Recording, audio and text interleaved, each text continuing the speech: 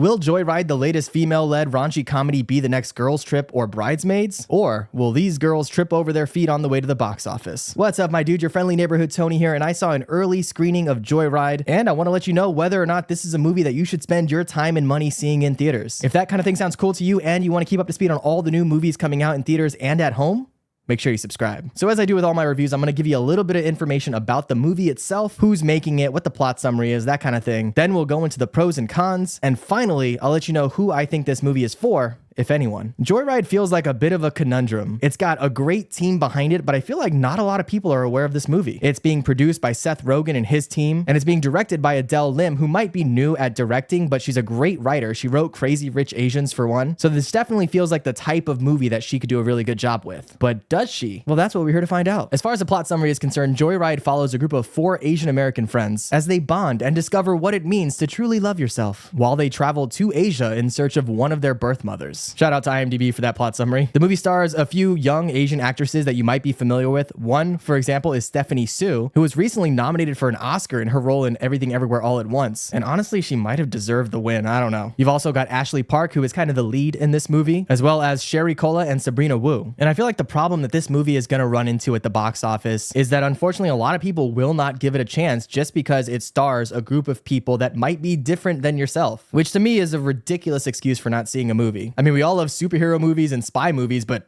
I'm not a superhero or a spy. So how can I relate to them but not relate to this group of young Asian women? Just doesn't make sense to me. So let's start with the pros of the movie. For one, it's a comedy, and the jokes in this movie are non-stop and hard-hitting from the very opening scene. Legitimately, in the opening scene of the movie, I busted out laughing, and it was something that I had seen in the trailers, so I kind of knew what to expect, but it just hit so well. From there, the movie moves at a quick pace. It's about 90 minutes or so, so an hour and a half, which is the perfect time for a comedy. Once you start to get beyond that, you just feel like it's dragging a bit, but this movie goes at such a good clip all the way through. And that's not to say it's nonstop the entire time. It does take a few slower breaks here and there for character development and also for some emotional moments throughout the movie. But as far as the humor is concerned, there's one scene in particular that had me busting out laughing. And I feel like it really gives you a vibe of what the entire movie is going to be like and probably what the creative process was like. There's a scene where the 4 main characters are trying to come up with a plan. This isn't a spoiler really at all because I'm not going to tell you what the plan was or what it involved. But they start throwing out these ridiculous ideas. And yeah, in my mind, I feel like that's probably how the writing process went. Just a group of crazy people throwing out the most absurd ideas and then going with it. I don't know if that's the case at all, but that's definitely what it feels like. And I 100% support that. But as I said, it's not all fun and games the entire way through. The movie does have a heart. In fact, quite a bit. And there are a number of moments throughout the movie where you will just get straight up choked up. I mean, assuming you're able to connect emotionally with the characters. I know for myself, I definitely was feeling it. I also really appreciated that the movie tackles ideas like racial identity. You know, the main character is someone who was adopted as a child and grew up in a white family, even though she is Asian. And it talks a lot about her struggle in trying to figure out who she really is and where she comes from. And you know, for myself, as someone who is of mixed race and also who is in a relationship with someone of a mixed other set of races and whose children will be the most mixed possible, the questions about who you really are amazing and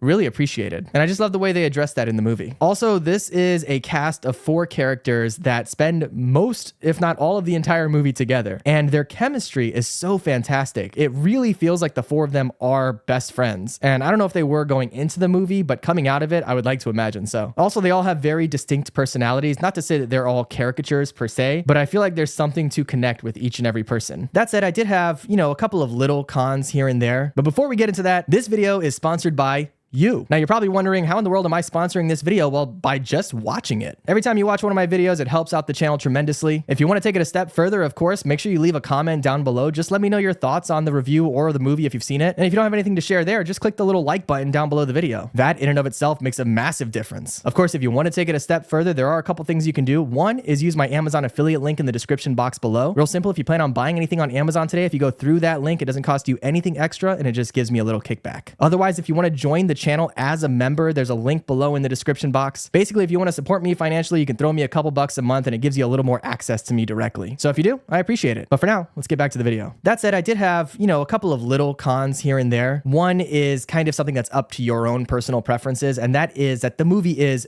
very, very raunchy. It is an R-rated movie and it leans heavily into that. So be prepared for that going into it. And if that's not your cup of tea, I don't think you're going to enjoy this movie at all. But if so, I think this is one of the best R-rated raunchy comedies I've seen in a while. I'm talking back to movies like Bridesmaids or The Hangover. I would put this on that level. Another con that I have is with one of the characters, which is unfortunate because it's actually one of my favorite characters, and that's a character by the name of Deadeye. That's right, Deadeye. And there's just something about their delivery in some of the scenes that I didn't quite connect with or really feel like it was authentic. And in the movie, they explain that this person is, an awkward person and that maybe they might be on the spectrum or something like that. And so I don't know if it was just because of that or if it was something with the way that they were acting from a more technical, acting standpoint. I'm not sure, but there were a few scenes that just felt a little off. But this is really just me nitpicking. This movie is not something that I feel like you really want to break down and examine from an acting and cinematography standpoint. This is a movie that you and a group of friends, or probably you and your girlfriends, get together and go to the movies and watch and enjoy together. It's a ridiculous,